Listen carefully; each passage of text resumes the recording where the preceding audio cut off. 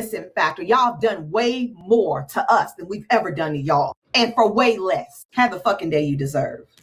So Carmelo Anthony is getting a new legal team. This will be comprised of a civil rights attorney, also a couple people from the Texas NAACP. A lot of people in that sector are banding together to overturn his conviction. And my biggest thing that I have to say about it is why? Why? He committed murder. There are consequences to murder. That's it, guys. It's that simple. There's consequences to murder. You guys are so easily influenced by the media, feeding you breadcrumbs and just poking at you like, oh, racist. Yeah, absolutely. He's going to prison because he's black. Yeah, they got another one. No. Boy. So we got to talk about the pro-blackity black grift that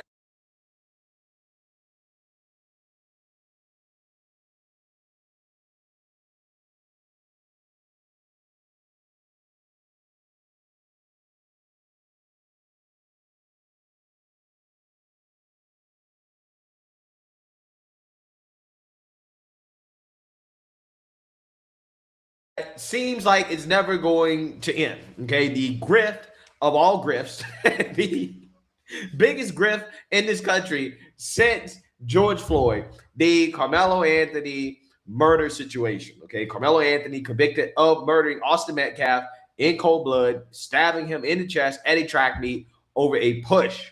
Okay, it is clear-cut murder. It's not self-defense, but these pro-blackity blacks have refused to accept reality, truth, facts since day one. Okay, and these people have revealed themselves to be very ignorant, right? Gullible people that can easily be taken advantage of, and they're being taken advantage of right now by the race hustlers online, the race hustlers that are currently in bed with the Carmelo Anthony family, and they're taking the race hustle to a whole new level because apparently they have now hired a powerhouse legal team of pro-blackity black race hustlers, right? So the race hustler Avengers, which now apparently includes Ben Crump, right? Even Ben Crump is getting in on this grip, right? The Carmelo Anthony grip is so profitable that even Ben Crump, who stayed away from this, right? Who stayed away from this, he's now hopping in, okay? Who knows? Maybe Al Sharpton will show up. That's how much money is involved with this grift of defending a murder, okay? And the pro-blackity blacks are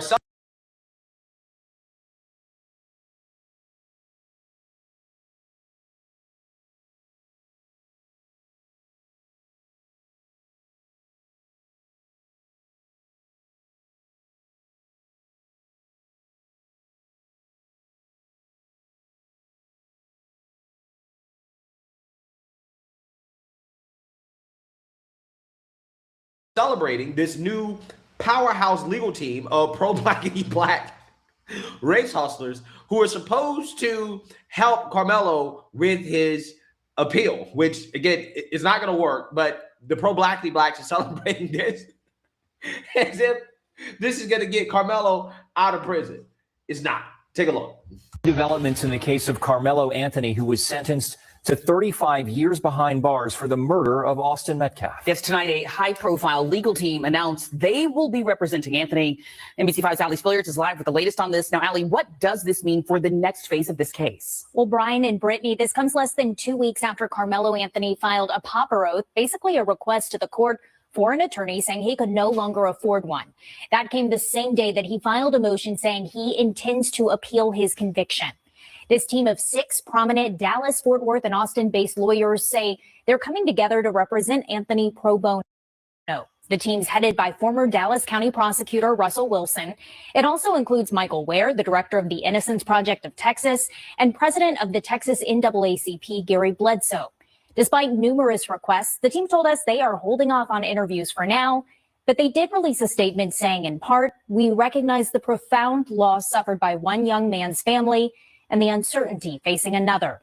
Our responsibility is to determine whether a legal error occurred and to ensure that every issue supported by the record is fully and vigorously presented on appeal.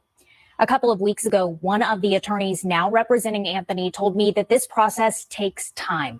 He said an appeal likely wouldn't reach the 5th District Court of Appeals until the end of the year. If they have to move to the state or federal level, that could take even longer. And that's what we like to see. Ben Crump just announced that a powerhouse legal team has come together to represent Carmelo Anthony pro bono. These are attorneys with backgrounds in civil rights, appeals, and criminal defense. And they are all coming together to review everything from the court case to start the appeal process to try to get something done about what happened to Carmelo Anthony based on the trial. And on this powerhouse legal team is the president of Texas NAACP. Oh, we on it now. We on y'all head top now because we all sat here and watched this young black boy get railroaded during his trial. Their focus right now is not going to be on the details of the incident. They are going to be focusing on whether or not Carmelo Anthony had a fair trial, and it could potentially lead to a new trial, to parts of the conviction being overturned, or a different sentence. It seems like their first move is to get through the appeal process to see what gets done through the appeal process. And if that's not enough, then they will revisit trying to have a new trial or whatever it is. I love to see it. I love to see it. They thought it was donezo for our boy Carmelo Anthony.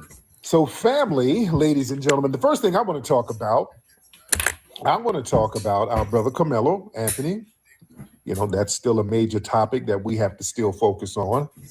Our good brother Carmelo, who's wrongly locked down. He is a political prisoner. We have to continue to fight for justice for our young brother. We have to let our young people know that we're not going to abandon them when the system tries to gobble them up. We have to stand on business. We have to stand up for our youths. We cannot be like these old Sambos out here bucking their eyes. He didn't need all that now. He the poor little Metcalf. No. We don't. Our children don't need to see all of that buck dancing. As far as our brother Carmelo, new revelation. There's a new legal team, ladies.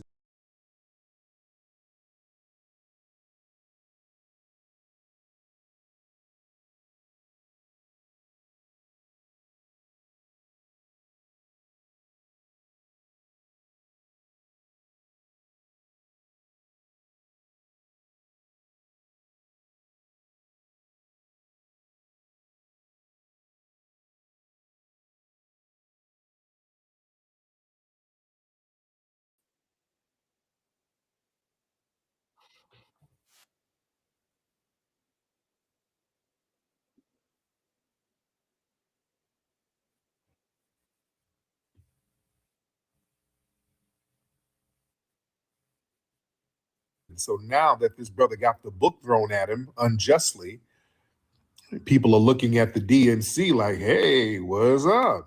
Hello. So now they made an announcement today that he has a heavy hidden coalition specializing in civil rights, appellate law, criminal defense. They're going to be working on this thing pro bono. They got Gary Bledsoe from the Bledsoe Law Firm. They're a major player in civil rights law. He's currently the president of the Texas NAACP.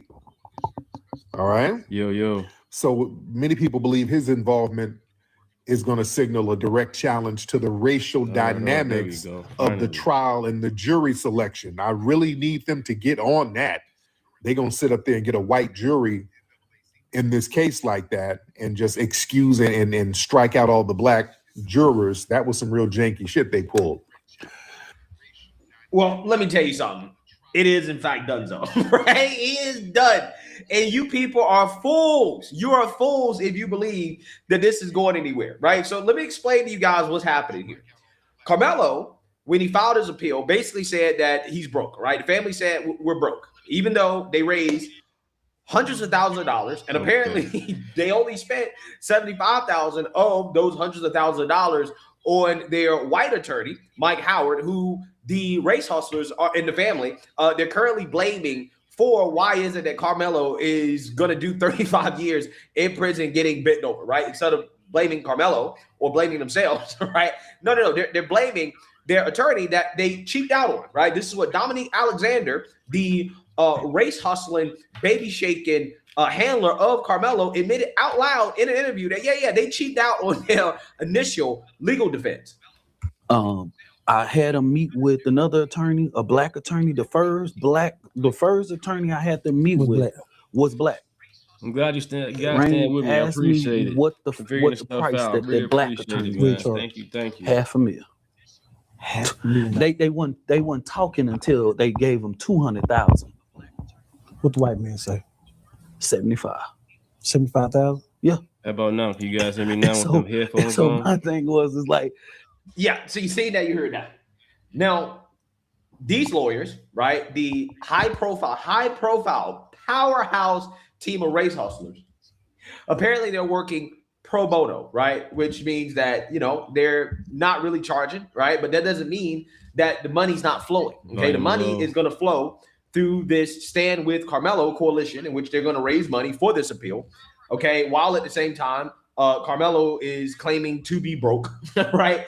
Even though, again, they have fundraised hundreds of thousands of dollars. They only spent $75,000 of it on Mike Howard. Maybe they spent more. I don't know. I'm just going with what the woke minister has said publicly about how the money's been spent. But what they're doing is that they're trying to fundraise off this idea that Carmelo has a chance of winning his appeal. And I'm here to tell you that he doesn't have a snowball's chance in hell of winning the appeal, right? I'm talking about like single digits, maybe even less than that. He has zero chance. As I explained yesterday, they're going to try to go to the appeals court and say the judge striking the 3 black educators, right? The 3 black women educators, the judge striking them is evidence and proof of racism, hate, and bigotry because they allowed 1 white educator on the jury pool. And the reason why that's not going to work is because the black jurors that were struck, right, the educators, they work in a K-12 environment. The white educator works at a trade school, which is fundamentally different. They're different environments. The black educators worked in an environment that actually is somewhat related to Austin Metcalf and Carmelo Anthony, and this is exactly what the prosecution outlined, which is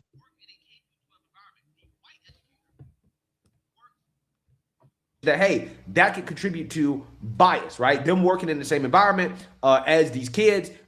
We don't want them a part of the jury pool for that reason. It had nothing to do with race. It was completely race neutral. And it just so happened that, again, the white educator that was allowed to stay on the panel was allowed to stay because that person worked at a trade school, worked in an adult learning environment, which again is fundamentally different than a K-12 environment. And again, that's why this challenge is going to fall apart. That's why it's going to fall apart. Okay. This is why, if you actually read this letter, they're being very careful with their language. They're saying, hey, we're going to work to see if there were any civil rights issues or whether or not there were any errors from the judge. They're not promising a new trial. And they're also not claiming that Carmelo is innocent, right? Notice how they're not saying, well, we believe that Carmelo is actually innocent and that facts and evidence during the trial were not presented in order to prove Carmelo's innocence. No, that's not what they're saying. So you both can hear me with the mic and also with the video, audio and video good to go. I appreciate it. Thank you guys for staying with me, man. Thank you. Simply just saying that, quote, our responsibility is to determine whether a legal error occurred and to ensure that every issue supported by the record is fully and vigorously presented on appeal. Again, this is not focused on the facts of the case. This is focused on trying to potentially smear the judge as a racist in order to possibly get a new trial. But it's not going to happen. It's a long shot. And they know this, right? They know that this is not going to work. But again, for them, it's all about fundraising. It's all about marketing, right? They can hop on board with this new grift that is exploding across Black social media, the pro-Black spaces, where these people really believe that Carmelo Anthony is innocent because they have fallen for lies that have been spread on social media by pedophiles, right? Little pedophiles are Yeah, it's just crazy how they still keep on, you know what I'm saying? They show the video that he's not jumped on. He has gap in the. You see gaps between him and the boys and the students. You see the gap. So he had a chance to run away a long time ago, but he chose to stab the young man. He had a chance to go in his bag and stab. He had a chance to go ahead and get the hell up out of there. Just as the way he ran, when he did that, he could have ran the first time, period. Lying on social media about what happened that day, and these people are running with it as if it's fact. So all of these lawyers involved know that Carmelo's guilty as hell. They know that this is not going to work, but they also know that the pro-blackly blacks are too stupid to understand that it's not going to work and why it's not going to work, right? Because again, these people are very low-level thinkers, okay? If something doesn't make sense to them, if there's some quote-unquote discrepancy, then they automatically default to racism, okay? As I explained, why? Yeah, it's very low IQ when you go straight to racism or something. Instead of seeing the logic behind it. You know, facts over feelings. These people are insane, man. Just trying to find anything to fit their narrative, and that's the problem. If you're wrong, you're wrong. Admit it, accept it, learn it. Why the black jurors, the black educators were struck. Again, these pro-blacks are too stupid to understand that. They're too stupid to understand the difference between an educator in a K-12 environment and an educator in an adult learning environment and how that could possibly contribute to bias. And that is why the black educators were struck, and that the judge has broad discretion when it comes to allowing these things. And that, again, it's not going to be overturned because he didn't make an error, right? There's no evidence or proof that those black jurors were struck based off racism, hate, and bigotry. But I guess you could argue that the black non-educator, right, that's what they doing. They grift jurors and boost their profiles. that was struck. You know what I'm saying? These guys, the new powerhouse legal team, they should have been showed up for Carmelo Anthony. They could have been fundraising more money, but now all of a sudden now like the case is going a certain way, and it's still hyped up. Everybody's still talking about it. Now they want to jump on the bandwagon. They could have been had showed up and showed support, whatever. These people are bogus, man. They don't care about Carmelo, man. It's all about getting their profile up, like they said, like you said in the chat, Brian. They supposed to get their profile up. They don't care about this boy. And that's sad. The parents pimping them. Now these guys want to pimp them. This kid can't get a break, man. Maybe they were struck because they proved in court that they are in fact a racist, right? Maybe that's an argument that you can make, because a lot of those individuals went to court and said, hey, we can't convict Carmelo because we can't send a brother to prison, right? We can't put that baby in jail. So again, I've already explained why is it that there were no black people on the jury pool. And it has everything to do with the fact that black people cannot be unbiased when it comes to this type of stuff. They can't be, because apparently black people are the most racist group in this country. They're so racist that they can't even get on the jury pool because they can't hide their racism. That's how obvious it is, right? Imagine being so racist that you can't hide your racism while trying to get on the jury pool, right? They're so racist and so ignorant that none of them was smart enough to say, you know what, maybe let me tone down my racism as I audition to be on this jury pool. Crazy. Nah, they can't do that. They went out there and they told him straight up. They said, Carmelo's innocent. We can't throw this brother in prison. Right there. He's a baby, blah, blah, blah. They went and said everything that exposed right there on the bleachers. Their racism. This is a knife, right? This is the knife on the bleachers. That's why no black people were on the jury. Again, it has nothing to do with the black man being racist, and it has everything to do with black people being some racist. Of the blood on there. That's the irony here. That's the irony. You can see some of the blood on here, man. That's crazy. Jeez. I've been showing it before on my live stream, but this is my first time seeing this much up close. They must have just posted this. Wow. So again, all the hustlers involved in this know that we're dealing with very stupid people, right? And a fool and his money will part, right? And they all know that. Because again, you got idiots like this. This comedian, Lil Rail, okay? Listen to this clown react to Carmelo's new high-powered race hustling legal defense team. I'm about to get super real quick. And I will save this. You know, I'm in my, I posted what I posted not like a little bit ago. about the Carmelo Anthony appeal and how he has a new legal team and they're gonna help him appeal. And I posted what I posted, and the amount of energy I'm getting from people, Yeah, it was and it's a lot of black blade. people calling Carmelo Anthony a murderer, and he got what he deserved. And why are you saying he deserves a fair trial? A murderer, a murderer, a murderer, a murderer. My thing is this. If that's the energy you got about any of this, then you should have that same energy for that young man who was shot in the back by that gas station owner. And that's crazy about that gas station owner. Yeah, he chased the young man down, but he chased him down. But I guess the young man had the gun. And I guess when he dropped it, he pointed towards them, and the father shot him. You know, do our research. But at the same time, Child had a black lawyer. Child had a black lawyer, and I guess it was black people on the trial as well as juries, and they found him, not guilty. How you want to put it? But he did go to jail. He did serve some time. And Carmelo, he was out. Carmelo, when he did what he did, Carmelo was out. He kicked it and everything. Got a diploma because he met the criteria. He got his diploma. Amazing.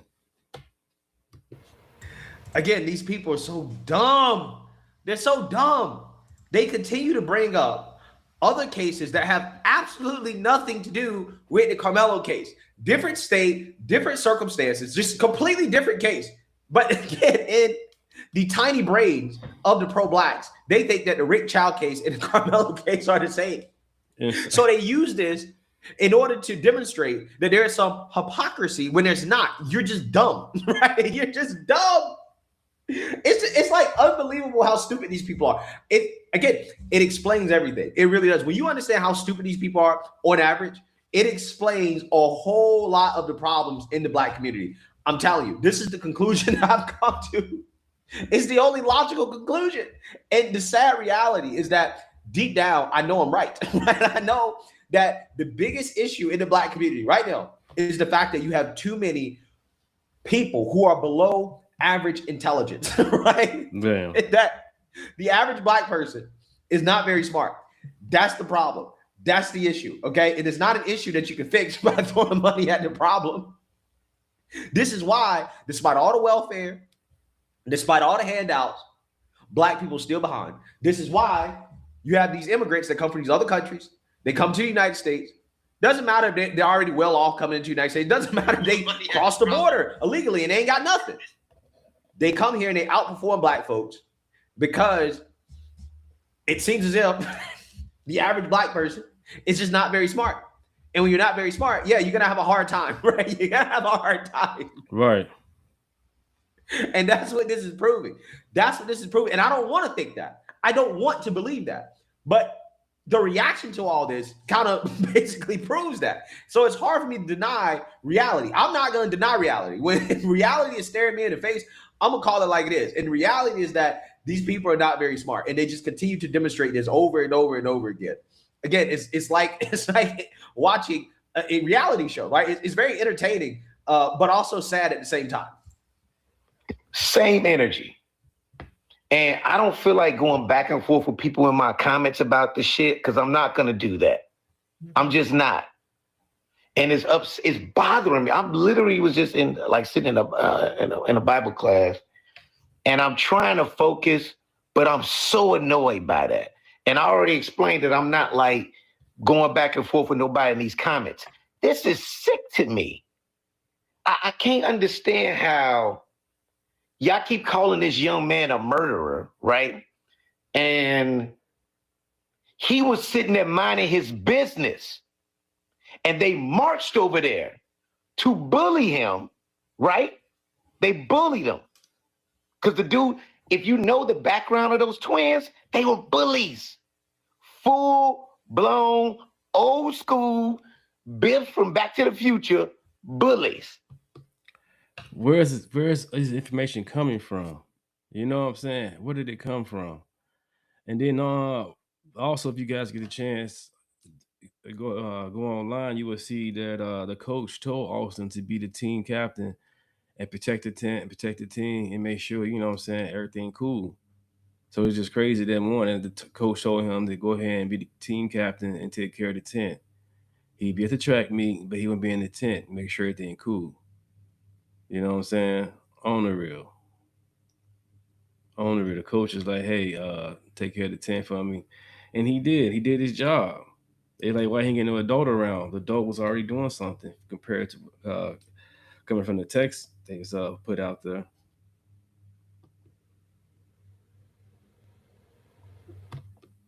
Full bullies.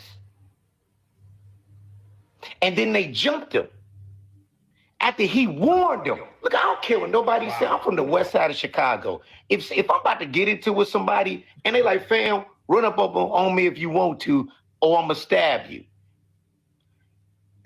If that's the case, most likely. I'm from the west side of Chicago. That's not how it really go down at all. Come on, man. Don't be doing that to the west side. You already got a bad rep already as it is. Don't do that, man. Just from street smarts, I'm not doing that. I got shit to lose. If somebody telling me, man, like say I'm into it with somebody and they're like, man, Rail, run up on me if you want to. Click, clack. I'm going to pop you if you run up on me.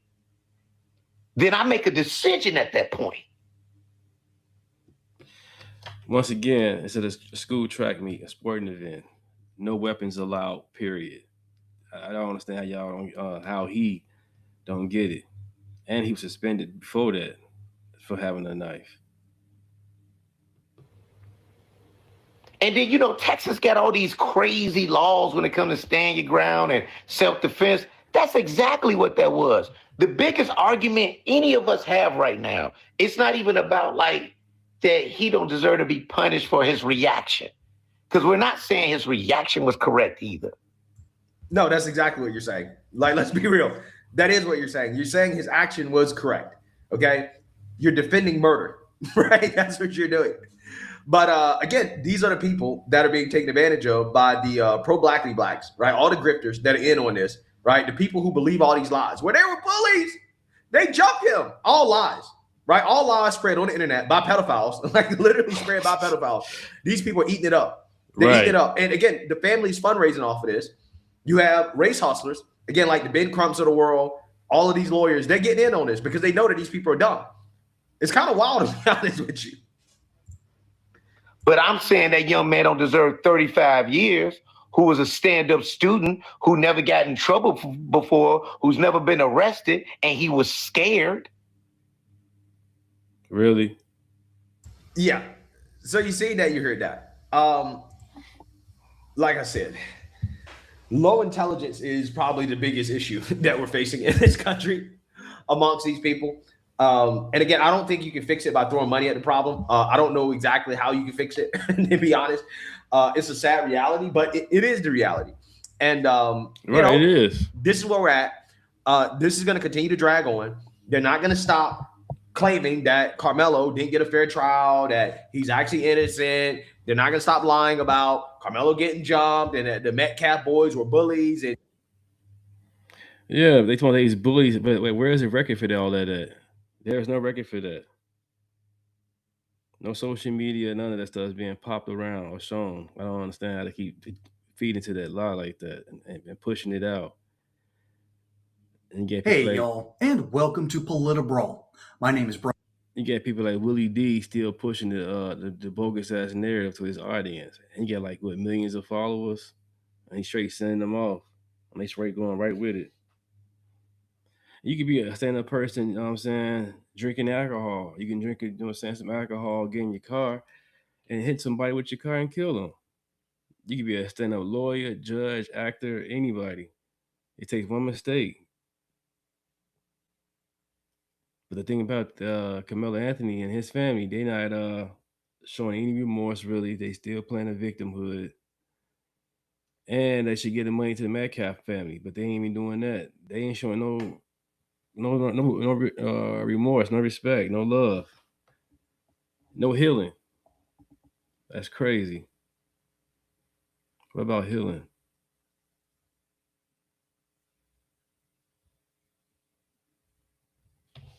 Brian, and Officer Tatum takes no prisoners when completely dismantling this leftist garbage. Stephen A. Smith couldn't even rescue this dude. Let's dive in. Gary, let me ask you this question, because sticking with this gerrymandering issue, the black vote, states impacted. Your state, Louisiana, obviously. Texas, Ohio, North Carolina, South Carolina. Those are the primary states affected. I'd ask you. Yes, I was back in the day. You know what I'm saying? We fight each other every day, then to the point where we became friends with each other. You fight that one time, you become friends with each other. Now, they want to shoot each other up over words, disagreement, you know what I'm saying? Or they had a fight and they lost, they want to shoot them up. That's stupid. You know, but to fight to live another day. You don't got to sacrifice yourself over disagreement. This question, considering everything that you just highlighted and everything that you just said, Gary, how would you explain the fact that Trump gained black voters in the last election? I think that the Democrats do a terrible job talking to black people. I think that the Democrats do a terrible job talking about the issues that are important to black people. I think that though the Democrats have a better economic plan for making the economy work, the data proves, even when you brought up the war, who put us in the forever war? George Bush put us into the 20-year war that we ended up in that cost America billions of dollars on end. Republicans put us in economic peril and Democrats dig us out. When Barack Obama took office in 2008, the economy was in the trash can. When he left office in the end of 2016, he gave Donald Trump a prospering economy that he ran into the trash can. Joe Biden pulls it up a little bit. Donald Trump runs it back into the trash can. And Joseph here sits there and tells us that that's the solution for the American people. But Gary, how can you say, like, for example, Biden ran it back into the trash can when it wasn't just him, it wasn't just Obama, it was Trump too, and I get it, George W. Bush as well. We got a $39 trillion debt. Every administration has contributed to that. These cats spend money. They're not saving. They're not cutting. They're not investing. Who started the war though? That that's insane. You guys are national debt that high, man. Conservative. For any when you talk president, about that this makes no gerrymandering sense. thing, to button that up, I'm from the city where the men who filed the lawsuit are from. I know some of the people who filed this lawsuit. I know they're racist. I don't have to ask anybody, are some of these people racist individuals? I've sat at lunch with these individuals. I know that they don't support black candidates when they run for office in this community. I know very well that some of these individuals mean well in their heart on certain things, but when you get to talking about race, they cannot see past certain issues because they feel like in some way we are taking something from them when the reality is we have never had this. All right. Let me jump in here. Go ahead. There's a real big issue with liberal-minded black people in this country because they want to be overly reliant on the government. That's the biggest problem. Yep. And so they think the government is their daddy. They think the government gonna fix everything, and that is a huge problem. Democrats have done nothing, as the gentleman has explained. They absolutely. Didn't we just get rid of 40 to 80,000 federal agents or IRS agents, something like that? Trump did. On the real, I'm glad he did that. If I'm not mistaken. I know it's like thousands of some agents they got rid of. I'm glad he did. Less government, the better. We've done nothing. There's so many things I want to touch on. Barack Obama, he said, I agree with him on this point. Let's agree on this, that every president has run us into debt. And you can't forget that 9/11 happened. That ran us into debt. George Bush got us in the war. Yeah, COVID messed it up, man. The rest of the presidents kept us in the war. Barack Obama didn't pull us out of the war. Many of these other presidents that preceded him could have got us out of the war, but they didn't. Do you not remember when Barack Obama... Chat, when I go live, you guys prefer this way or do I do it with the phone? I was trying to do it with my phone and it wasn't acting right at the time. Something I probably didn't do right. But if you guys like it this way, I can go live this way. If not, I go back to the phone, but I have it where I can share my screen much better. Obama gave pallets of money in the middle of the night to Iran. I mean, so we cannot act like Donald Trump is the only one that's getting us in some war. But it wasn't just giving them money. It was basically pulling the constraints off of money that the United States government actually owed Iran at that time. In the middle of the night, they gave them money. It was really. I know that, but I'm talking about what the cause, what the reason for it was. It was actually their money, as opposed to us giving them the money. Right, and there ain't no way in the world we should be giving a terrorist money. And the way in which he did it was secretive because he did it in the middle of the night with pallets of money. So he contributed to Iran's proliferation of hatred and terrorism, which then had led to us to actually have to do something about it right now. But This way I is want to get good. to this Okay, racism cool. thing. I know Appreciate it. Stephen Miller. Appreciate Stephen it. Miller is not a racist. Jeff Landry. I know Jeff Landry. He invited me to go gator hunting with him before he was governor. Jeff Landry is not a racist. The problem is, man, you can disagree with their policies and say that they're a bad politician. Well, then go and get a better politician. But to continue to act like these people are racist, Donald Trump is racist. I know Donald Trump. I've met Donald Trump several times. These people are not racist. And when you guys say racism, you cheapen what real racism is, and you're not getting to the core crux of what's going on. If you don't. Right, like same thing calling us MAGAs or people that voted for Trump fascists or Nazis. You know what I'm saying? That's not how it is. That's not cool. We're not Nazis, and that's disrespectful to the Jews on the real. I don't know what they experienced, but I read some of the books when I was school, like Anne Frank and was it Eli? I could be wrong. I forgot his name. It was like 2 books I got a chance to read in school, but yeah, some of these people just be talking and never experienced none of these issues what these people had experienced back in the day. Like this whole Juneteenth thing, they got these people reenacting being slaves and being whipped. Like, what is y'all doing? Stay out the past. We in the future. But the Democrat Party, cool with this dude with a Nazi tattoo on him, fighting for the man to be in Congress or Senate, how you want to put it. That's insane. They call Trump and us fascists and Nazis, but yet they fighting for one with a tattoo on him. And he had it for 20 years, damn near, like he didn't know. Crazy. Don't like the policy position, just say you don't like the policy position. I don't like any politician that's getting us into debt. I don't care if you're a Republican or a Democrat. But at the end of the day, when you look at leftist, liberal, Democrat policies, they destroy this country more than any other political party. Let me just give you an example. And this is what they're doing to destroy Black people.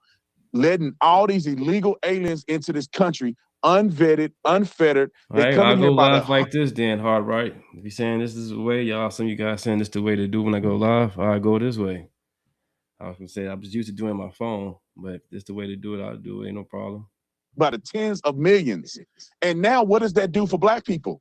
Those jobs, low income or the startup jobs, entry-level jobs, the labor jobs, all these illegals are taking those jobs from Black folks. When you talk about government assistance, Black people who act. Right, you got Trump, got Black people praying for him. When other presidents was in the office, they had, people dancing and acting all weird, you know what I'm saying? They know what a woman is, dancing around in the White House. But yet Trump has people praying for him. If Trump was racist or Trump don't believe in God, he would not have nobody praying for him. So other than that, USA, let's go Trump. Ultra MAGA, baby. Ultra MAGA. Actually needed. When you talk about resources that can be given to these inner city schools, resources that can be given to Black people and building their community, where are they going? To illegal aliens. All of these things that the Democrats are doing, what else are they pushing? They pushing transgenderism. They pushing all kind of stuff, and none of it had anything to do with Black folks. Reparations. We had a Black president. Why didn't he mention reparations one time while he was the president? Not one time did Barack Obama mention reparations or say he was going to give reparations or did anything about reparations. It's just a pony show, man. Right. They do all the reparation act when somebody Republican get in the office. That's when they mention about reparations. Democrat get in office, you don't hear nothing about reparations at all.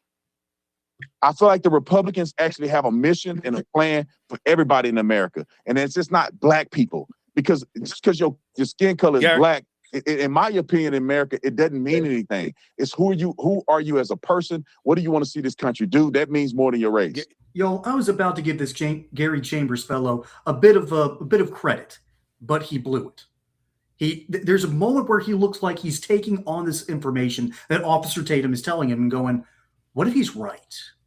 What if Officer Tatum is right and I'm projecting about the same problem in my own party? Because as someone who has been in 2 southern states, I have seen Democrat politics in action. I've seen Republican politics in action. The Democrats tend to be race conscious, but the divide is clear. They are okay with giving toys to Black legislators, but they never follow through. More often than not, white Democrats will pull the rug from their own constituents and their own political underlings at the Nina, last that's what's possible up. second to cut a deal that no one really wanted. I saw that happen twice here in Georgia, once up in Kentucky. It's a real problem. Then Gary Chambers had his eyes glazed over. This only happens when a Democrat is watching their own talking points being literally taken away from them. He is mad that Officer Tatum has taken his old political points and gone, buddy, we're talking about this in the GOP and we're better at getting results. And this makes Gary Chambers kind of angry. Okay? This is his shtick. And how dare this Republican take it away from him? I like that Stephen A. Smith got this going on. Conservatives going against the liberals. I'm glad he's doing that. It's a good way to start. You know what I'm saying? To wake up each other. Not bad, Stephen A. That's literally what's going on towards the end of this video. And Officer Tatum's right. His talking points, I'm sorry, these are not refutable talking points. Okay, he is correct in this assessment. There is a huge underlying current in Black politics regarding illegal immigration, and it's been this way for a long time. It's matter of fact, it's kind of uncomfortable to talk about because the Democrats know they're perpetuating this and they're making their own coalition get even worse. And then you now have a whole bunch of Black Republicans who are looking at these talking points and realizing this fits into Republican politics. Here's how. It has them fuming.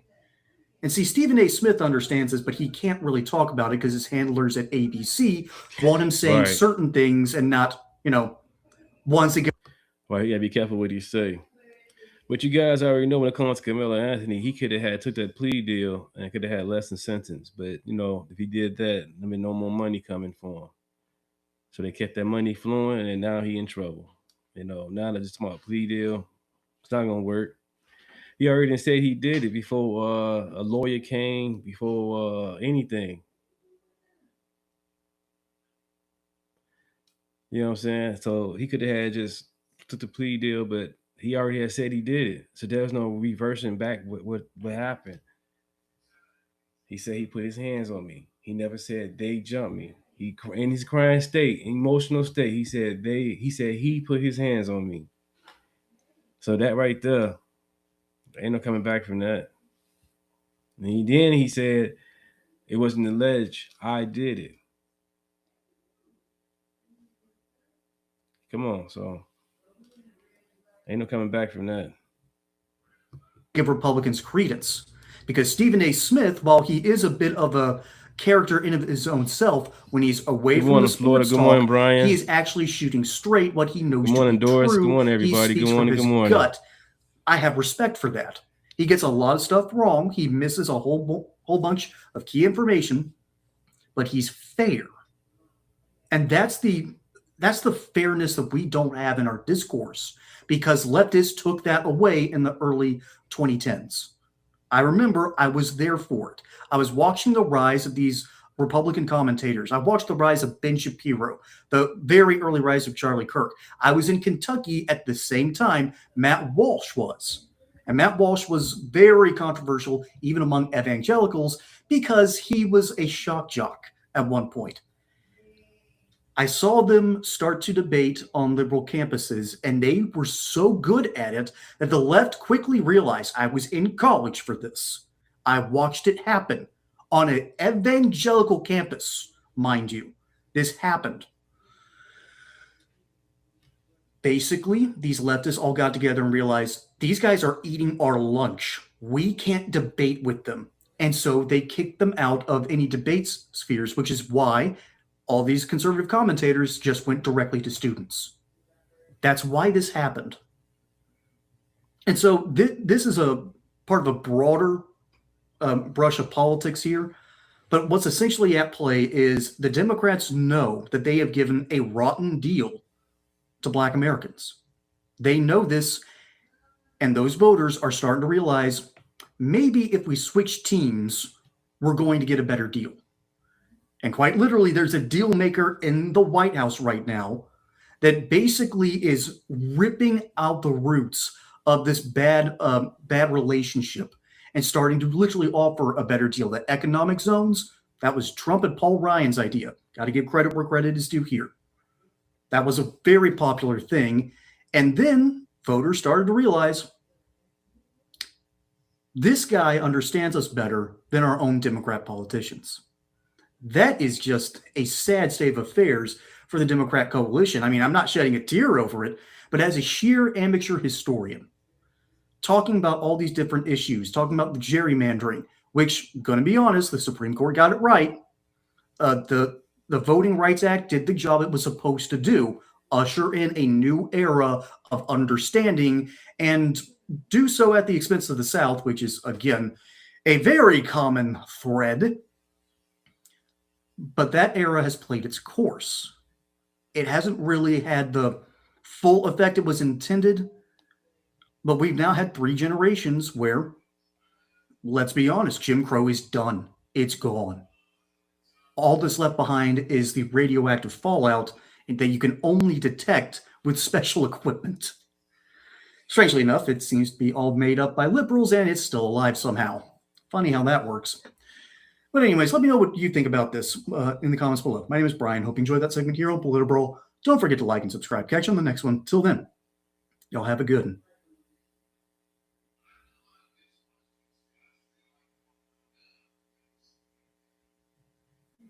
Now, there are certain people in politics that everybody is allowed to joke about until somebody jokes about them. You ever notice that? Certain people can be criticized from every angle. Some come with instructions. And Barack Obama might be the most fascinating example of that in modern politics. Not because he was president, not because people liked him, but because 20 years later, people still seem nervous about having a completely normal conversation about him. So let's start here. Donald Trump has been. It happened in April 2011 at one of Washington, D.C.'s most glamorous nights.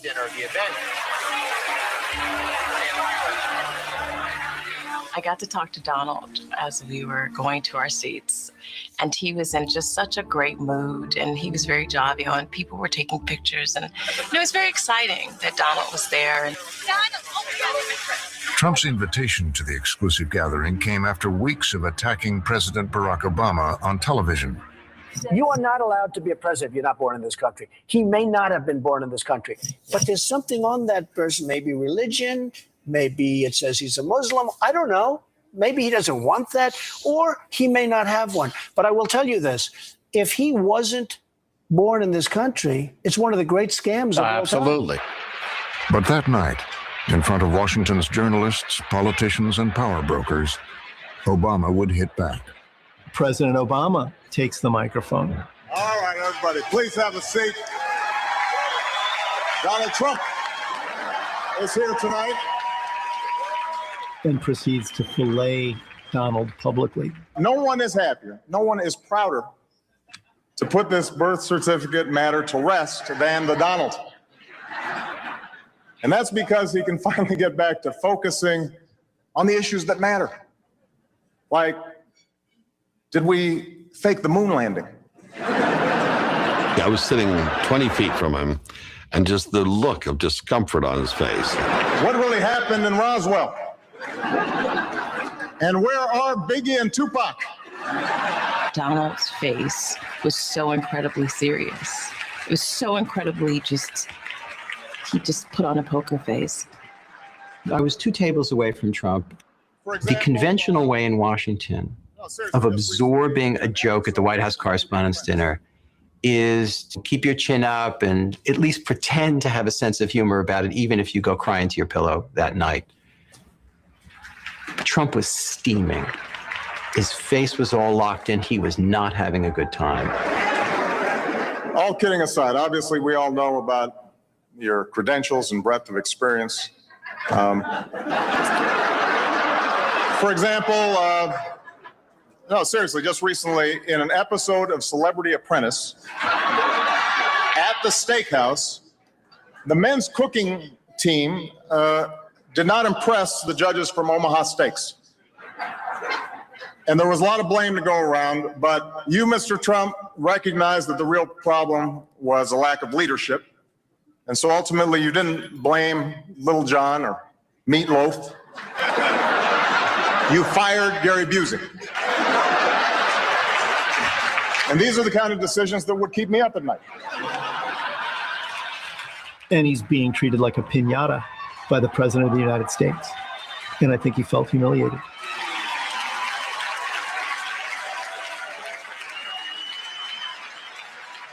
Well handled, sir. Well handled. But it just kept going, and he just kept hammering him. And I thought, oh. Right. See what I'm saying? Come on, y'all. Obama didn't let up.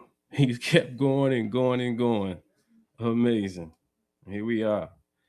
And then they kept on saying he would never be president. There's a whole clip of politicians and actors kept saying Trump won't be president. And he's the president twice. They even did a mic drop. That's the funny part. But yeah, he's president twice. Nancy Pelosi told you could take it to the bank. He's been president twice. Oh, Barack Obama is starting something that I don't know if he'll be able to finish. Say what you will about Mr. Trump. He certainly would bring some change to the White House. Let's see what we've got up there. Donald dreads humiliation, and he dreads shame. And this is why he often attempts to humiliate and shame other people. So in the case of the president ridiculing him, I think this was intolerable for Donald Trump. I think that is the night that he resolves to run for president. I think that he is kind of motivated by it. Maybe I'll just run. Maybe I'll show them all. Every critic, every detractor will have to bow down to President Trump. It's everyone who's ever doubted Donald, whoever disagreed, whoever challenged him. It is the ultimate revenge to become the most powerful man in the universe. God bless you, and may God bless the United States of America. So is he strong? Yeah, so is he strong. Donald Trump's fantasy is to be the guy who takes the key to the Oval Office from Barack Obama's hand in 2017. And it's personal. This is a burning personal need that he has to redeem himself from being humiliated by the first Black president. Wow. Now, this is one of the most famous political moments in the last 20 years. Everybody remembers Obama roasting Trump. Everybody remembers that crowd laughing. What people forget is how comfortable everybody looked. Not because the jokes were funny, because they were convinced they were watching the ending of a story. Yep. Trump wasn't supposed to be the punchline. That's what made the room so relaxed. Nobody thought they were watching the opening scene. They thought they were watching the credits. Turns out they accidentally watched the trailer. Fast forward. Now, watch who's talking about who. Part of what's curious about this situation is we stood here with you in April when you first revealed the plans. I said what? In April, you showed us pictures of what you were going to do. Yeah. One, you said you had a guy who was going to do it in a week for about $1 million. Well, It's been you 2 months just for say- $16.5 million. Yeah, okay, ready?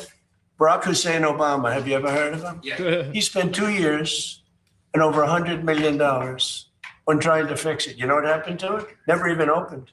He took the water for the river. You know about that, right? It turned out to be putrid, and it destroyed the whole thing. Spent over $100 million. Him and Biden together spent $147 million. You know what happened? Never opened. You don't mention that, right? We spent about 10. Much of the money we spent are park workers. They're there whether they do this or not, as you know. They work in the park, and they're very good workers. They did a great job. So they were going to spend $300 to $400 million. You know that, and it was going to take 4 years. I spent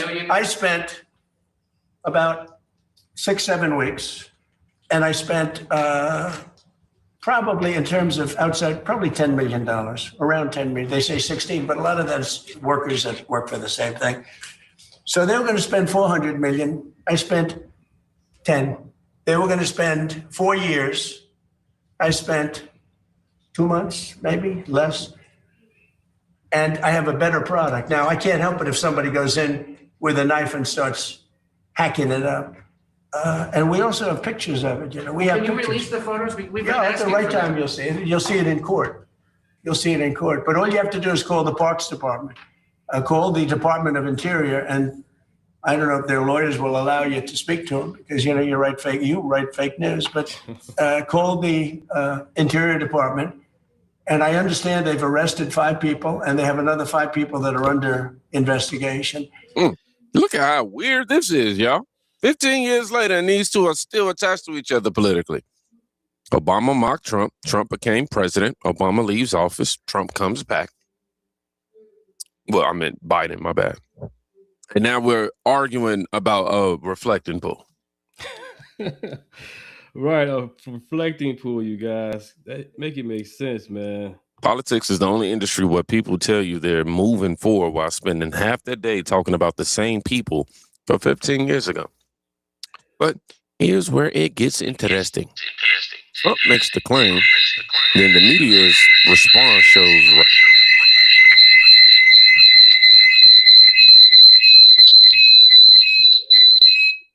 right up on schedule. About Barack Obama. Take a look. But he is claiming that vandals are to blame. He says they illegally placed chemicals in the water and left a 300-foot gash in the pool. Now, 5 people are said to have been arrested. He says a 10-year prison sentence will be strictly enforced. Oh. Well, if he's saying he's going to jail for 10 years, I'm going to let him go. It seems to me that had he not messed with the pool, you know, it would still be a reflecting pool instead of a liquid jungle. All right, we're getting to the best part. Now, of course, there's been never-ending coverage from the legacy media mob about the state of water in the pool. Camera crews on site from nearly every network. Water samples, expert interviews, in-depth coverage every second of every day. So-called journalists, Democrats have whined in unison about the cost of this project, seemingly forgetting this very one important part. We had a president. His name was Barack Hussein Obama. He conducted a renovation of that reflecting pool. He did it in 2012 at roughly double the cost.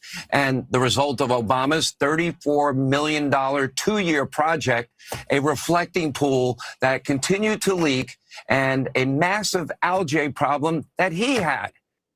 This is the part that always catches my attention. Not the pool, not the money, but the memory. Because the average American doesn't keep archives in their head. Most people are trying to pay bills, raise their kids, go to work, and remember, where they left their keys. I know that's one of my issues. But media organizations remember every mistake from one administration and somehow develop selective amnesia for another. That's why people get frustrated, not because politicians mess up. Look, everybody messes up. Right. It's when a referee starts looking more famous than the actual players. And speaking of sympathy, you said we were all too aware that as a first Black couple, we couldn't afford any missteps. Yeah. And you also say, as a Black woman, I was under a particularly white hot glare. Did you feel that? For sure. You can't afford to get anything wrong because you didn't get at least until the country came to know us, we didn't get the grace that I think some other families have gotten. You said we were all too aware that as a first Black. Michelle Obama says her family didn't get the grace other families got. He was there for 8 years. Now, whether you agree or disagree with her isn't even the interesting part to me. The interesting part to me is that almost every political figure today believe they're the victim and the harshest treatment in history. Everybody. Republicans, Democrats, everybody. But here's the question. If someone is constantly described as historic, groundbreaking, inspirational, transformational, intelligent, admired, beloved, at what point does the conversation stop being about oppression and start becoming mythology? Because those are two different things. Good question. And mythology is dangerous, not because it praises people, because it makes people untouchable. The moment somebody becomes untouchable, curiosity dies. And when curiosity dies, facts usually follow right behind them. Which brings us right here. I mean, Obama's not a believer at all. Whenever he graduated from Harvard and all of his friends were going off and they were working for Fortune 500 companies or starting their law firms or what have you, Obama decided to go to Chicago, the inner city, to become a community organizer, which is a fancy word for a Marxist agitator. That's exactly what he did. And so he goes there and he meets a guy by the name of Marty, who explains who he basically describes as a kind of Jewish behind the scenes. I mean, he uses these words like a Jewish behind the scenes, I guess, organizing professional. And so he meets with Marty a few times. Marty, of course, is a pseudonym. Obama refuses to give the real name. People can read about this in Dreams from My Father. I think it was the book that he talks about this in. And he strategically places Obama in places to be effective, to become a legitimate power broker, if you will, because the long-term goal was to situate Obama in politics. Wow. Now, one thing I've noticed, people love discussing outcomes. Very few people discuss influences. Everybody argues about policies. Nobody asks what ideas came from. Everybody debates the branches. Nobody studies the roots. Now, whether you agree with Obama or disagree with Obama, one thing is undeniable. His worldview didn't fall from the sky. People in So random guy speaks. Good morning, man. Good morning. Glad you're in the chat. Appreciate it. People influenced it. Books influenced it. Mentors influenced it. Movements influenced it. It came from someone. The strange thing is that asking where those influences came from is often treated like an attack instead of a question. And questions shouldn't scare anybody, right? If an idea is strong, it can survive being examined. Now, watch where this conversation ends. Jillian Michaels, you are absolutely right. What I find so funny is that Obama.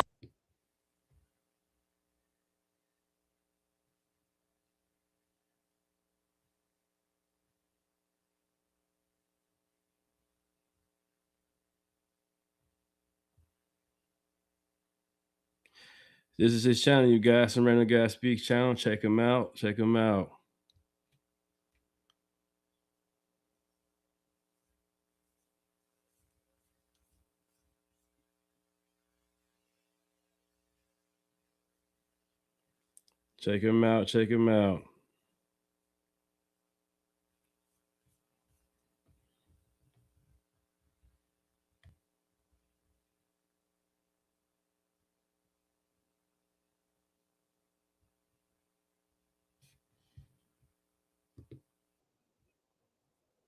Men for not voting for Harris. That is true. Then went The Black to Wrangler. freaking Virginia and campaigned for a white against the black woman who's a Marine, a small business owner, I think has 2 master's degrees, was the lieutenant governor for a white liberal who worked for the CIA. I mean, I don't think either party is perfect, but the fact that the left just thinks they have think they're the the moral high absolute ground. moral authority on racial Nope. matters is staggering to me. Absolutely mind-blowing. You know, my energy towards these celebrities that dribble balls up and down the court or throw a football or they're an actor of some sort in a movie, always trying to preach to us about politics and how we should live our lives. You know, I always say, who cares what they say? My energy is always going to remain the same. But in this case, with a diet coach, Jillian Michaels turned out to be pretty based. This is probably my favorite clip in this entire video. Not because of who she's supporting, not because of who she's criticizing, because of what she's doing. She's refusing to sign a loyalty contract. That's what shocks people today. Not disagreement, independence.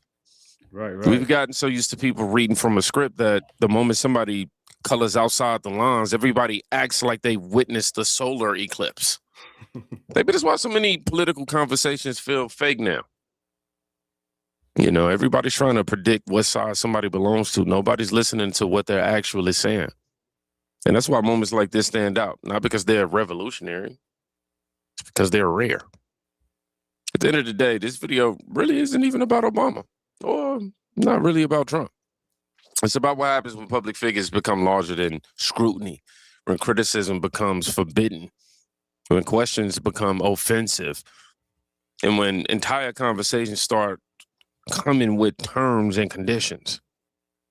The truth really doesn't need protection. Only narratives do. And if you made it to the end of this video, I want you to comment the word rules. Guys, be safe. Go check with somebody today.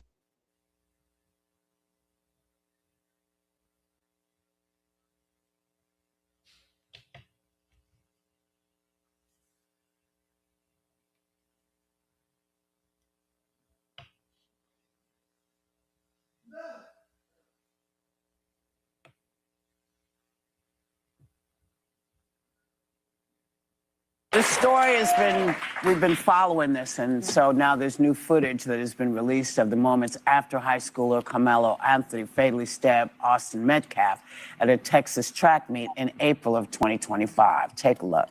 Okay. He put his hands on me. I told him not to. He put his hands on me. What up, Tony? What up? What up? What up? Some random guy speaks is in the chat, you guys. Check him out. Check him out.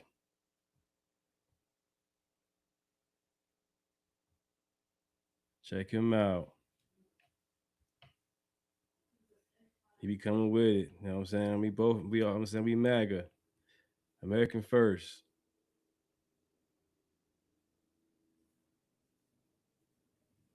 There you go right there. Check him out. Check him out.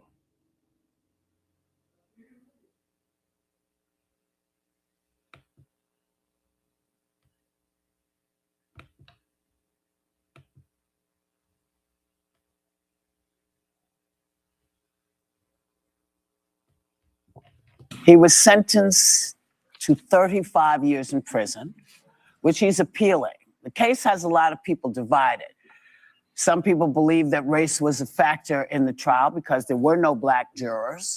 They were all the three black jurors that were there were educators, and they were released. They were struck. They were struck for that. What up? What up? And some folks think, no, he got a fair trial. But is this a jury of his peers?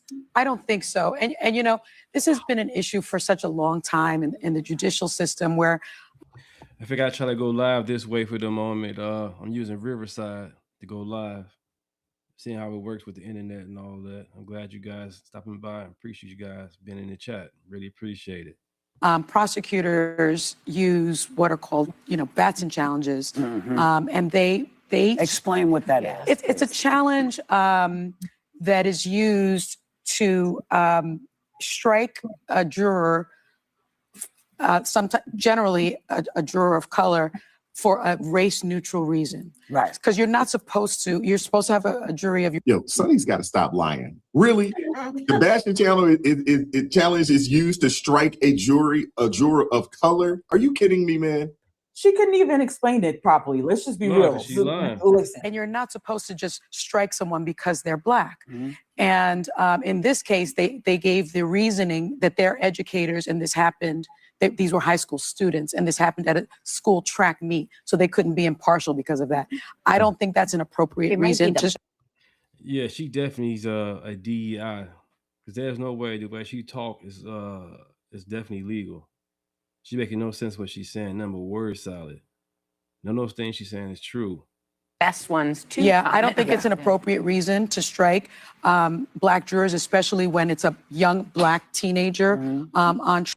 So she think because it's a bit of an all-black jury, or at least more than one black person on that, they're gonna be let the man free. That's crazy. Once again, the man had a plea deal. It was right there for him. They want the money. They pimped their son. Now these new lawyers want to pimp him too. Trial, and especially when that particular area is made up of 10% of an African-American community. So I don't think he got a jury of his peers. So I think Black people want to have juries of all blacks. How about you commit your crimes in communities that are... They could have been all black, or at least more blacks, but they decided to go ahead and say, I can't do it. I can't convict a black man because I'm black. You went straight in with race. That's why there was no black juries. They went in with race. That's on them. Are majority black. How about that? Wow. I mean, Which come on. they do.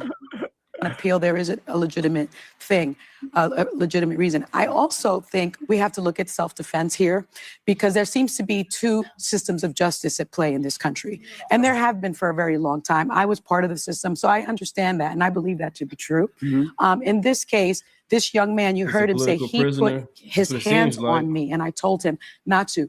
This, the kid that... Now, see, she said it. I'm surprised she said it, because we all know if we heard him. He said he put his hands on me. And they keep on pushing this whole narrative that he was jumped on, surrounded, couldn't go nowhere. He was bullied. And you can see the video. That was not like that in the video. He was able to get up and run. That died, and I have so much empathy for him and his family's loss. No, you don't. That No, kid you was don't. 200 pounds. This kid was 130 pounds. No, he was not. He was 160 pounds. And so, and which is right. Her ancestors owned slaves. She don't want to talk about that though. Another lie. No. They actually, and isn't her husband under investigation as well? She got a lot going on. That's crazy how she do all this negative talk as if her house is not made out of glass. You know what I'm saying? That old school saying is.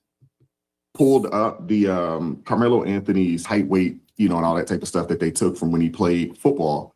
They had him listed at, I believe it was like 5'11", 160 or something along those lines. Is kind of what they had him listed at. They keep trying. He gets small. And then not only that, it was both boys played football besides the track meet. So that means you mean tell me that all of a sudden he's not a football player? Because as a football player, you get tackled from bigger guys and smaller guys. Period. When it comes to football, you get tackled from both sides, either size, big or small. It doesn't matter. When you come to football, you get tackled. Size doesn't matter when it comes to football. If I'm saying it right. Smaller and smaller every time they talk about this guy. the other kid was also taller than he is. He was the only black kid under the tent. Medical fraud, and right. Another lie. Like, how many lies is this lady? Are they going to allow this lady to tell on national TV, man? A lot. The victim here had his twin brother with him, who was also a very large person. If you don't fear for your life, if you weigh 130 pounds, I weigh 130 pounds. Facing somebody that's 200 pounds, I would be terrified of that. So I don't understand why self-defense was. You a woman, he's a boy. It's a big difference. I don't know why you comparing yourself to a man. Rejected by this jury. I agree with a lot of what you're saying, especially the jury representation. That's what stood out to me. And we know there's plenty of evidence that there's sentencing disparity with people of color. The one thing to me, though, is what is the fair sentence when you take a life? And this is what I'm struggling with, because this is a tragedy across the board. A 17-year-old is dead. A 17-year-old's going to likely spend 35 years in jail. He could appeal at 17. Right, Florida grown, right. I'd be curious what you think, because I wrestle with it. If it was, God forbid, anyone in my life, I would think 30 years seems about right. If they said life, I'd say that's too long for a 17-year-old. He could be rehabilitated. Look, I think 35 years, if there is no self-defense claim, which is an absolute claim to this crime, absolute defense, I think that would be appropriate. But you can claim anything, though, Sonny. Anybody can claim anything. And I'm pretty sure, I think it was like 4 black kids that testified, if not more than 4 black kids testified and said the same thing, that Carmelo Anthony was the aggressor. He should have left. You had time to go in your bag to stab somebody. You had time to get the hell up out of there and leave. He came in the tent with a book bag and left without his book bag. Amazing. Then it wasn't even raining that hard. And when he was walking, you can see he had no hoodie on when he walked to the bleachers. Before and after the incident, he had no hoodie on.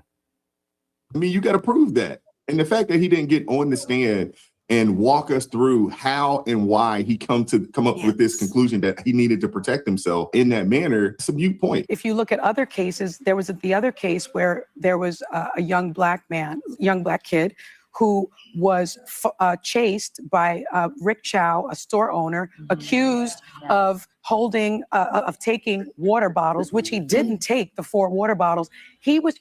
Yeah, he put him back, but you went in there. He went in there doing stupid stuff. You know what I'm saying? Tweaking is the word. He went in there tweaking. He put four bottles in his pocket, and then he put them right back. And then when he's confronted about it, he was arguing, saying, "I don't got nothing on me." You know what I'm saying? That's true. He didn't. But then he ran. So you made yourself look guilty.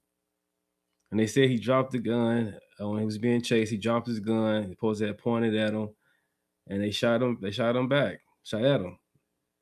He pointed his gun and he shot at him. And he's 14 years old with a gun. He has no gun training at all, no gun license, number one.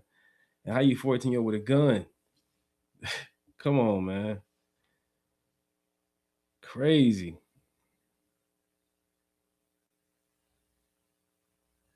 Right. You know what I'm saying? It's hot. It's 80, 90 degrees, or even 100 degrees. You wearing a shiesty mask or you wearing a hoodie. And it's hot as hell. I'm sweating, you sweating, but you got a hoodie on. Something ain't right. Or no shiesty mask. It's hot as hell. You wearing that. That's crazy. Right. Comparing court cases that have no relations to it at all. Different state, different situation, different behavior.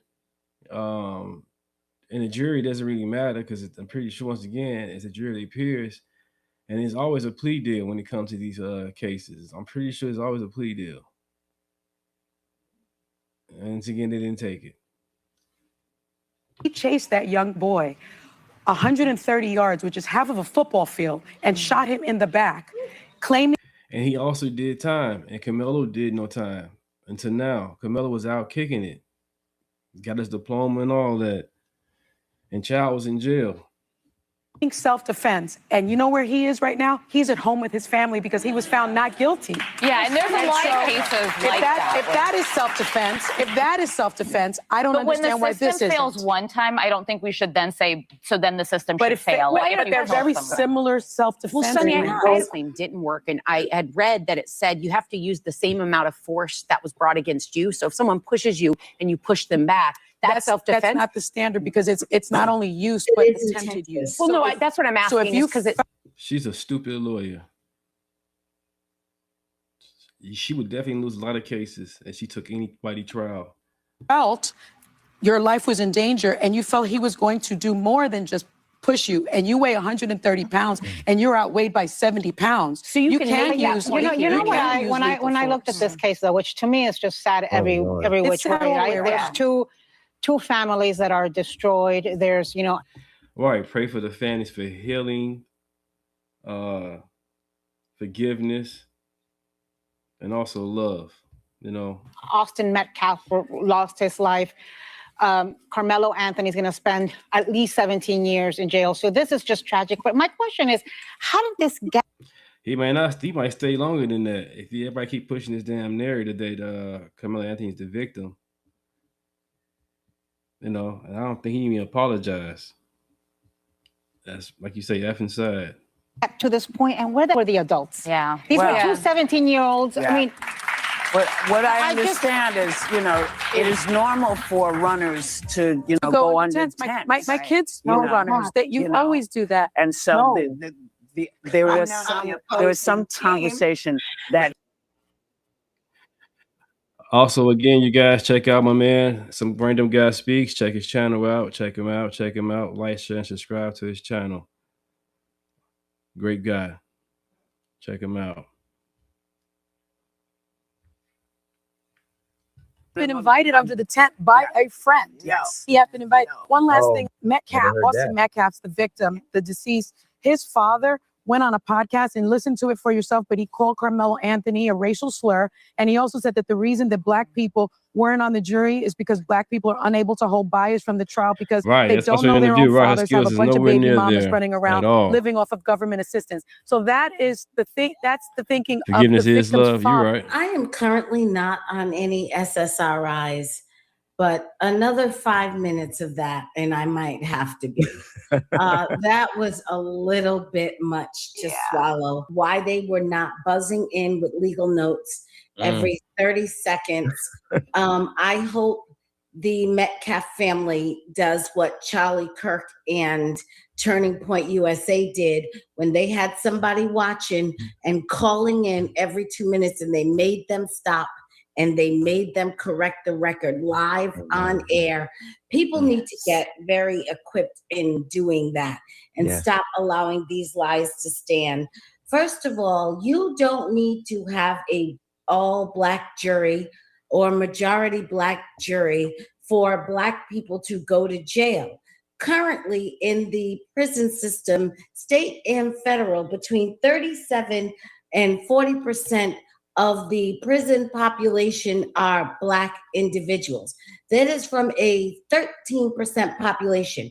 So 13% of the population is producing 37 to 40% of all people in prison in the United States. And if you look at violent offenses, depending upon what state you're in, it is 50 to 60% of all of the violent offenses are Black offenders in prison. So you don't have to, we're doing fine with sending people to prison. There is no lack of sending. We are overrepresented in the prison population. So Black people can send Black people to prison. Non-Black people can send Black people to prison. What really needs to be focused on is not the color of the jury, but the crime. Why is there such a high level of criminality in one small community? Nobody wants to discuss that. But to me, that is the relevant factor, because if we could get to the answer of that, we might find out why this unfortunate 17-year-old boy who seemingly, and I know this is subjective, had an axe to grind, went under the tent, put his hand in his bag on his knife, and dared anybody to touch him. And somebody went like that, quite possibly, I want to see that video. And he came out and cried and said, I told him not to touch me, and that's why I killed him. That is not proportional as the unfortunate woman who's talking to Cloudy hosting tried to explain a push isn't a push. First of all, the self-defense was never a claim. That was something that was made up on the internet. The legal system was never, ever going to entertain self-defense past the first 5 minutes of the trial, because he refused to leave 15 times. You can't say you were afraid, but you refused to leave the scene of the fear. The second thing is he kept telling them, you can't move me. You're not going to move me. I'm not going anywhere. So not only did he refuse to leave, he shows he's not afraid because he's combative. That is not the way people who are in fear. So there was never, ever going to be a claim of self-defense. That was a made-up thing by that race hustler that's standing next to the family, and Blacks and liberals on the internet who wanted a justification where there is none. And they still want a justification where there is none, which is why they're trying to pretend he was running to find an adult. He found an adult, the coach, and tried to knock him down so he could flee. Okay, so no, he was running to find an adult. He was so underweight. He was afraid. He was all of these things that the testimony, even people who testified for the defense, could not corroborate. This is all made up in it, but this is a wonderful case for the American people, because it really shows what happens when you run with the narrative. And I still say, I said in the beginning, and I still say, they are too slow releasing these transcripts and these videotapes, and they're too murky and they're too blurry, which was why you still have people like Willie D, the amazing Lucas, all of these people who can see in the shadows things that did not happen. Right. So let's get some clear footage. See, they could put a lot of this stuff to rest. Note the mistake that was made in the George Floyd trial. Keith Ellison, that radical racist DA in Minneapolis, held the full George Floyd tape, they only showed the last part of the tape with Derek Chauvin in the 9 minutes with the knee on the neck. The first 30 minutes of the tape with him in a car by himself with no one touching him and him screaming, I can't breathe. Is it plausible to believe he was dying then? Yes. Is it plausible to believe that he was dying while he was alone in the car by himself? The police said, can you please step out of the car? He says no, repeatedly, something like 92 times. I can't breathe. Yep. Yeah. Why Never didn't thought. they show that? You may have avoided billions of dollars in damage and riots in nearly every city, certainly every blue city in the country, if you had simply showed that first 30 minutes and maybe got a real coroner. Because it is, to me, he may have been dying in that car. And this is not to say the knee on the neck didn't accelerate it. I don't know. But the fact of the matter is they created a narrative that inflamed the country. This could happen here. These people are too slow with getting this information out. Well, I agree with Celeste completely. I mean, especially, with the George Floyd thing, didn't he have drugs that he was getting rid of and he consumed them? Is that something that was proven? Didn't he have the fentanyl in his system? That was proven that it was in his his system, but they Yes. didn't necessarily say that he took it, all of it, like right beforehand. There's been some allegations out there that was the case, but so we'll say allegedly. They don't put information out because it doesn't fit their narrative. It doesn't do what they want it to do. And with Carmelo Anthony, I'm very sad about the whole thing. His parents said that he went to find the coach because he needed a hug. Now, from what I was told, the coach had to hold him there to keep him there, and he wasn't hugging him. And I'm so very sad about the fact that I believe his parents used him in this whole situation. And my second point is I pray that there is a prison ministry that could reach that kid, because I'm so sad about his eternal soul. And I just really have been praying that he meets somebody real cool in prison and he'll get saved.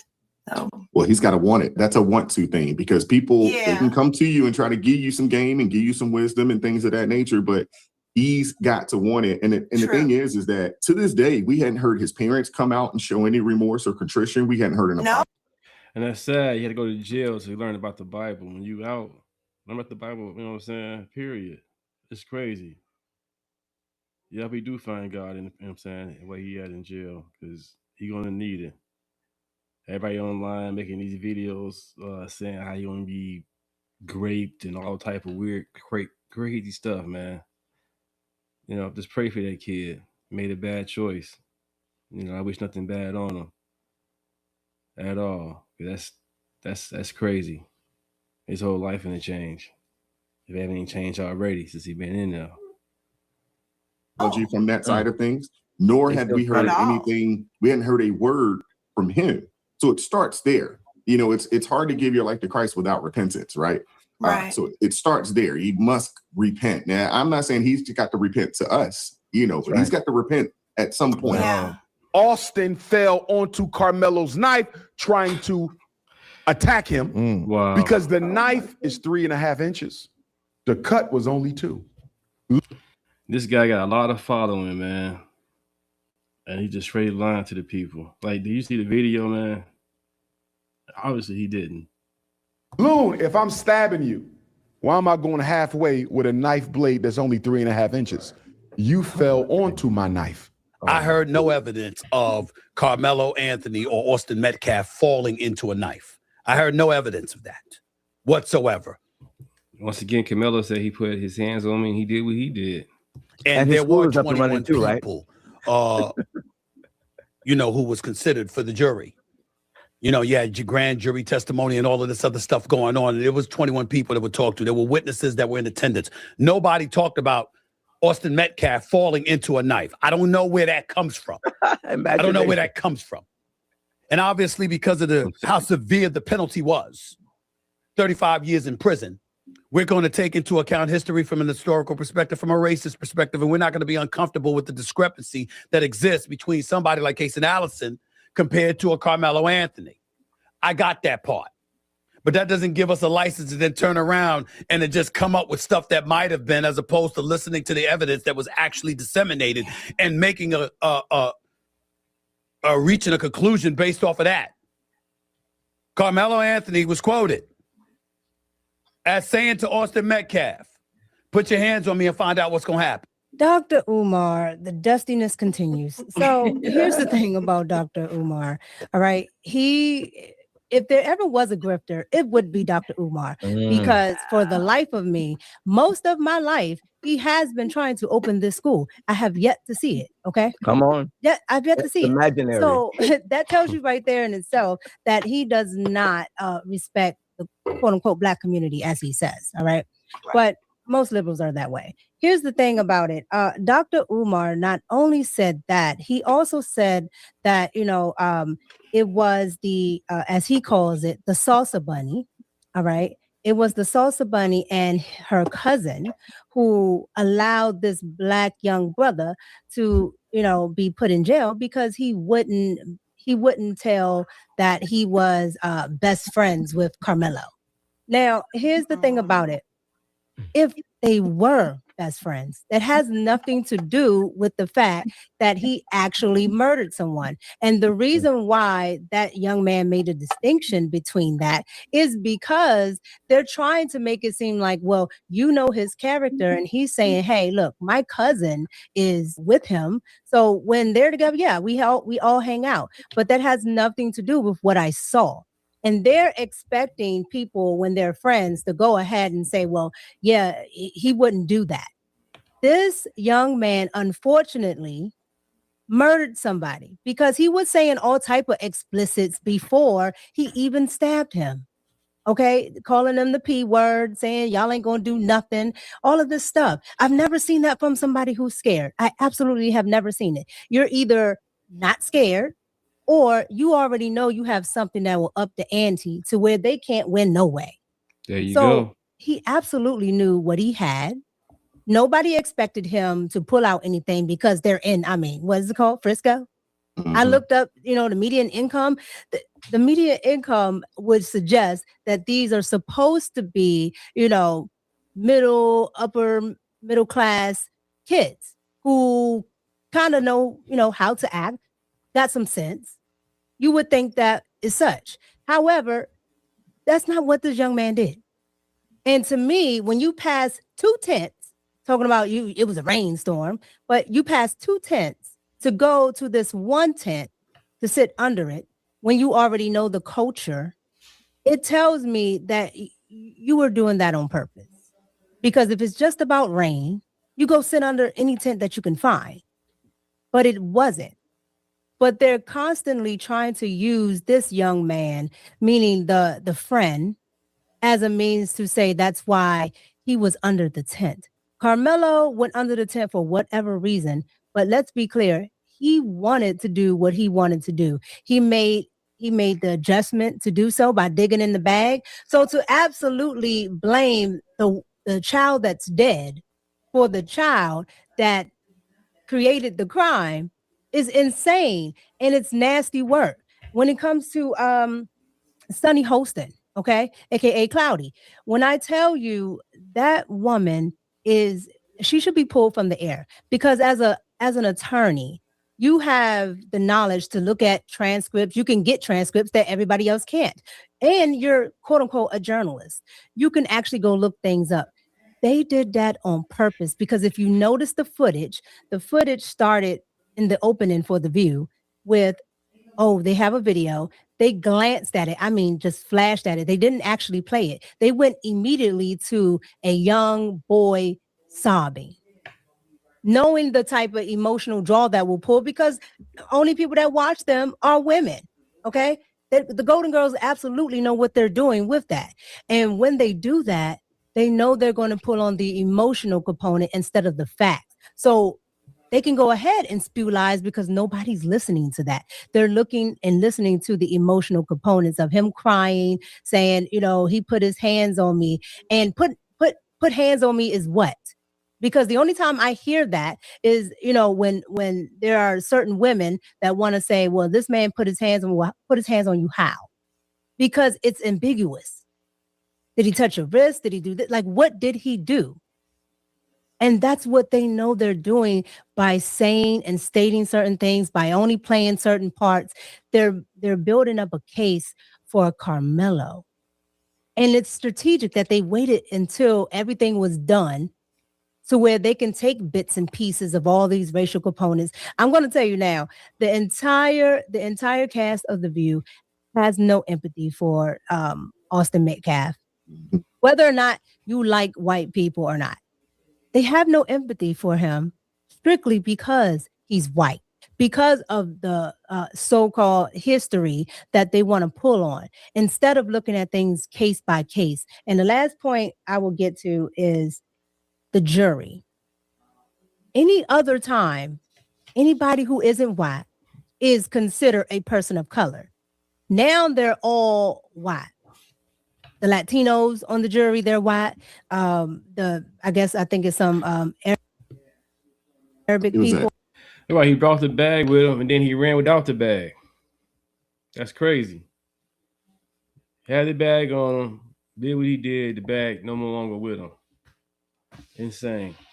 Well, on there, they're white. Everybody's considered white now. Yeah, Asian. Yeah. They're considered white now. So everybody who isn't black is Golden Girls, that was a good one. White. And according to Dr. Umar, they're not able to be non-biased, right? When it comes to a black person or a black child. But yet the jurors that were struck were black and they were not able to be non-biased. Now, I appreciate the honesty instead of getting up on there and lying like you can be non-biased, but they were not able to do so. And that just goes to show you that there's already a bias in this community that we're not trying to, well, the ones like that, they're not trying to move on. They're trying to get even. It's about getting even. They don't care that that boy is actually a murderer, because if it was an all black jury, 2 black boys, they would have easily said that Carmelo should be in jail. Mm-hmm. But because it's white, they want to get even. And that's all it's about, just getting even. Listen, here's my concern. 2 things. One is that black people need to be ashamed of themselves for defending that brother. If before it's all over, he's gonna be Black Panther fighting against the Ku Klux Klan to defend himself. It's just like blacks can do no wrong when they kill a white person. It's just insanity. I didn't hear that a friend of his had invited him to the tent. I didn't hear that. I don't even know if it's true or not. But even if it is true, nothing about what he did justifies what he did to that boy. And any black person who is not stuck on stupid should be able to see that. So to me, it says more about black people who are defending him than it does about anything else. And I feel for the brother. I feel for both families. Right. I thought that his father, the victim's father. Right. They painted the narrative Zimmerman was a white man, and he's not. Facts over feelings. May have went overboard by going too deep. His pain starts coming out. He starts talking. He should just remain silent. Because if he starts talking, he's only going to feed the flame of racial prejudice. So he needs to be very careful about what he allows the public to provoke him to do. It's done. It's over. The best thing you can do is be silent and continue to speak that love they were speaking at the beginning. Don't let them provoke him to be crazy. Her new name is Cloudy Holsin. That's her new name. She's Holsin. Okay? That's her new name. So Cloudy Holsin, like with the whole S-I-N? Like a whole lot of sin in her. A whole lot of sin. I like it. Jury of peers. Do you remember where they live? They live in Frisco. So that is a jury of their peers. Period. Because they live in Frisco. If you don't know Frisco, go look up Frisco. I can tell you about Frisco. If you don't know about Allen, I can tell you about Allen. I have people that live over there. He got a jury of his peers. It never said you need to have the jury of the peers needs to all be black. It never said that. I don't understand why y'all don't understand that. So now we're just going to be cherry picking jurors according to their race. So sound absolutely ridiculous. Sound like that DEI BS right there. They want to hire DEI people. No, do it the right way. Jury your peers. It doesn't matter what color you are. You did wrong, you did wrong. If you did right, yay, prove it. self-defense claim is ridiculous. I agree with everybody here because that's the same thing I said. When Sonny wants to sit down there, he was afraid. He was afraid. You know what afraid is? If I feel fear, I'm moving. Yes. Come on. Not going to be Come on. 15 times. And if you fear fear, why are you going to the person's tent that you fear, that you being bullied by? If I'm being bullied by these people, why am I going to go to their tent? And then want to go to their tent, then in the tent to go stab them. So either way it go is negative on Carmelo Anthony's end, regardless. If these people was bullying you for so long and you just had to take a knife with you, you could have told the teachers about it, your coach, anybody. So he wrong either way it go. Any way you're trying to paint this scenario, he wrong. Times for you to tell me to move. I am moving because I'm afraid of you. I watched Tatum dissect this yesterday. He looked at the video. I guess he went in deeper. He said Carmelo came from under the bleachers and came up to go get under the tent. Yeah, he came from the dugout. So you came up from where you could be covered because that's what I'm saying. Right, that's what I'm trying to get at too in the beginning. I was saying he came from the dugout, from under where it was supposed to be so much rain, but yet he had his hoodie not even on his head. I know because I used to play sports. When it rained, you went under the bleachers. You hid under the bleachers. So you came from under the bleachers to come up there to cause problems, right? Okay. There were no black people under the tent, yet there were black witnesses that actually spoke on both sides against Carmelo. Even his own witness had to say that he was actually the aggressor. His own witness, not the prosecution's witness. His own witness had to admit, no, Carmelo was the aggressor. So again, how are you afraid when you are the aggressor? That the math is not mathing. It's not mathing. Then you want to say the teachers should have stayed because they're black. This is exactly why the teachers did not need to stay, because they're black, because you want to use black. This was not the case. So they're a teacher. They're in education.